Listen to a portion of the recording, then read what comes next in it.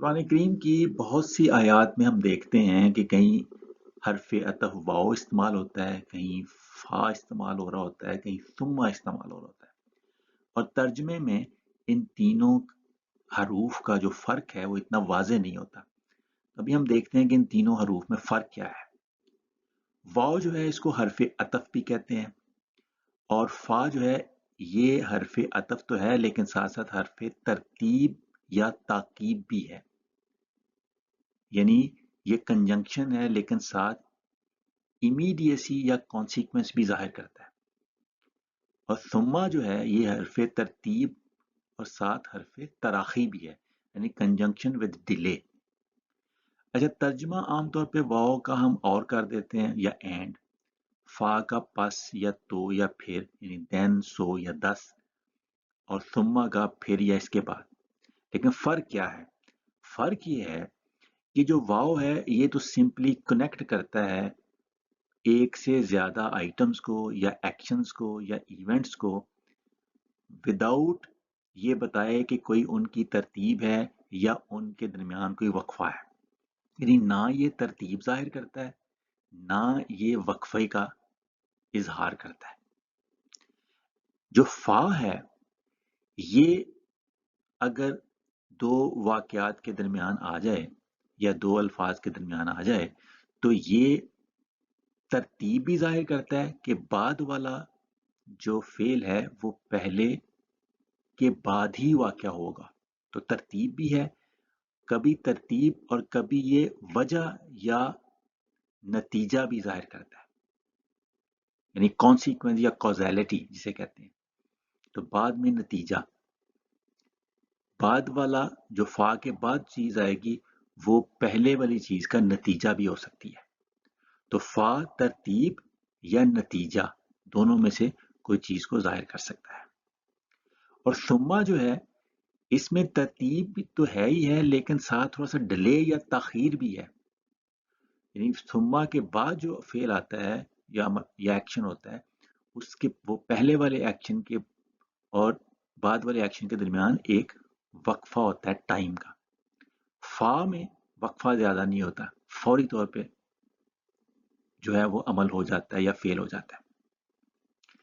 تو ہم یہ کہہ سکتے ہیں کہ یہ جو فا ہے یہ ترتیب یا امیڈیٹ سیکوینس یا کانسیکوینس کو ظاہر کرتا ہے، اور ثم جو ہے یہ بھی ترتیب یا آرڈر یا سیکوینس کو ظاہر کرتا ہے لیکن ود ڈیلے یا ٹائم گیپ، تو ترتیب کے ساتھ تاخیر یا وقفے کے بعد اگلا فعل۔ یہ اگزامپل کے ساتھ واضح ہوگا، ہم اگزامپل دیکھتے ہیں۔ قرآن کریم میں ایک جگہ انسانی تخلیق کے مختلف مراحل کا ذکر آیا ہے، اور ان مراحل کے درمیان کہیں پہ ثم اور کہیں پہ فا آیا ہے۔ ہم دیکھتے ہیں کہ جہاں پہ ثم آیا ہے اور جہاں پہ فا آیا ہے اس میں معنی میں کیا فرق پڑتا ہے۔ فرمایا کہ وَلَقَدْ خَلَقْنَا الْإِنسَانَ مِنْ سُلَالَةٍ مِنْ طِينٍ، اور ہم نے انسان کو مٹی کے خلاصے سے پیدا کیا، یعنی مٹی سے ایز اٹ از نہیں، مٹی کے اندر ایک سلالہ تھا، یعنی اس کا ایسنس یا اس میں جوہر، اس میں کچھ ایلیمنٹس تھے جن سے انسان کی تخلیق کا آغاز ہوا۔ یہاں تخلیق کی ابتدا بیان کی جا رہی ہے، اس میں انسان کی اصل جو ہے وہ مٹی ہے، اوریجن اس کا مٹی ہے، مٹی کے سلالے یعنی اس کے جوہر سے کیا۔ اور اس کے بعد ہے کہ ثم جعلناہ نطفۃ فی قرار مکین، پھر ہم نے اسے ایک نطفہ بنا کر محفوظ جگہ یعنی رحم مادر میں رکھا۔ ثم کا استعمال یہ ظاہر کرتا ہے کہ مٹی سے انسان کی تخلیق کے بعد ایک وقت گزرا، ایک پیریڈ، ایک زمانہ گزرا، اور پھر نطفے کا مرحلہ آیا۔ یعنی پہلی سٹیج یہ تھی انسانی تخلیق کی کہ جب وہ انسان مٹی سے تخلیق ہوا یا مٹی کے سلالے سے تخلیق ہوا، پھر ایک مدت کے بعد، ایک وقفے کے بعد وہ مرحلہ آیا، وہ زمانہ آیا جب انسانی تخلیق جو ہے وہ نطفے سے ہونا شروع ہو گئی۔ تو یہاں یہ جو دو سٹیجز ہیں، دو مراحل ہیں، ان کے درمیان ثم آیا ہے۔ اور پھر اگلی سٹیج ہے ثم خلقنا النطفۃ علقہ، پھر ہم نے اس نطفے کو لوتھڑا یا علقہ بنا دیا۔ ثم ایک اور وقفے کو ظاہر کرتا ہے، یعنی نطفہ کچھ وقت کے بعد علقہ میں تبدیل ہوا، یعنی نطفہ فوری طور پہ علقہ نہیں بن گیا، اس میں بھی ٹائم ڈیلے ہے، کچھ عرصے کے بعد وہ علقہ میں تبدیل ہوا۔ اور پھر آ گیا فَخَلَقْنَا الْعَلَقَةَ مُضْغَةً، پھر ہم نے اس لوتھڑے کو بوٹی بنا دیا۔ یہاں فا کا استعمال کیا گیا ہے، ثم نہیں آیا، جو فوری ترتیب کو ظاہر کرتا ہے، یعنی علقہ کے بعد فوراً مضغہ کا مرحلہ آیا، تو علقہ اور مضغہ کے درمیان وقفہ زیادہ نہیں ہے، لہٰذا اس لیے یہاں پہ فا کا استعمال ہوا۔ پھر آگے ہے فَخَلَقْنَا الْمُضْغَةَ عِظَامًا فَكَسَوْنَا الْعِظَامَ لَحْمًا، پھر ہم نے بوٹی کو ہڈیوں میں تبدیل کیا اور ہڈیوں کو گوشت سے ڈھانپ دیا۔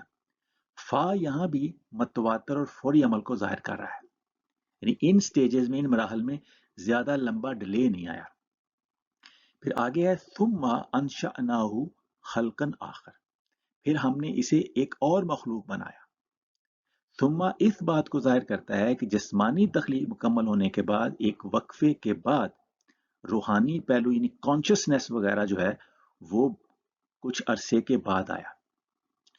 تو جب جسمانی اعضاء بن گئے تو اس کے بعد ایک وقت آیا رحم مادر میں ہی جہاں اس کو کانشسنس ملا، یا جسے ہم کہتے ہیں عام الفاظ میں اس میں روح آ گئی، تو پھر وہ ایک اور ہی مخلوق بن گیا، خلقن آخر۔ تو یہاں ثم کا لفظ حرف آیا ہے۔ اور پھر آگے فَتَبَارَكَ اللَّهُ أَحْسَنُ الْخَالِقِينَ، یہاں فا آیا ہے، تو لہٰذا 10 اللہ بہت بابرکت ہے، سب سے بہترین تخلیق کرنے والا ہے۔ فا یہاں ایک نتیجے کی صورت میں استعمال ہوا ہے جو اللہ کی تخلیق کی عظمت کو فوراً بیان کرتا ہے، یعنی چونکہ اللہ تعالیٰ نے ان مراحل سے گزار کے انسان کو بنایا ہے، لہٰذا یہ اس بات کی دلیل ہے کہ اللہ بہت بابرکت ہے اور سب سے بہترین تخلیق کرنے والا ہے۔ تو 10 یوں اللہ تعالیٰ بہترین خالقین میں سے سب سے بہتر ہے۔ تو یہاں فا جو ہے وہ ایک نتیجہ بھی بتا رہا ہے، اور ساتھ ساتھ فوراً یہاں فا، اس میں کوئی وقفہ بھی نہیں ہے۔ پھر آگے ہے ثم انکم بعد ذالک لمیتون، پھر اس کے بعد تم سب کو مرنا ہے، یعنی ظاہر ہے کہ جب انسان رحم مادر سے نکلتا ہے، پیدا ہو جاتا ہے، تو پھر ایک عمر گزارتا ہے اور اس کے بعد مرتا ہے، تو یہ عمر گزارنا یہ بھی ایک لمبا وقفہ ہے، اس کے لیے بھی پھر ثم آیا ہے۔ پھر اس کے بعد ہے ثم ایک وقفے کے ساتھ موت کی طرف اشارہ کرتا ہے جو تخلیق اور زندگی کے بعد کا مرحلہ ہے۔ ثم انکم یوم القیامت تبعثون، پھر قیامت کے دن تمہیں دوبارہ زندہ کیا جائے گا۔ ثم یہاں موت اور قیامت کے درمیان ایک لمبے وقفے کو بیان کرتا ہے، تو موت کے بعد بھی فوری طور پہ دوبارہ لائف نہیں مل جانی، یہاں بھی ایک ثم آیا ہے کہ جو یوم القیامہ ہے، مرنے کے بعد اور یوم القیامہ کے درمیان پھر ایک لمبا وقفہ آئے گا۔ تو اس یہ جو آیات کے مجموعہ ہے، اس سے ہم نے دیکھا کہ کس طرح ثم اور فا کا استعمال کیا گیا ہے مختلف تخلیق کے مراحل کو ظاہر کرنے کے لیے۔ ترجمے میں عام طور پہ یہ فرق واضح نہیں ہوتا۔ تو ثم میں ترتیب بھی ہے کہ ثم سے پہلے والا جو عمل ہے، فعل ہے، اور بعد والا جو فعل ہے وہ اس میں ایک ترتیب ہوتی ہے، اور ساتھ ساتھ تھوڑا ڈیلے بھی ہے۔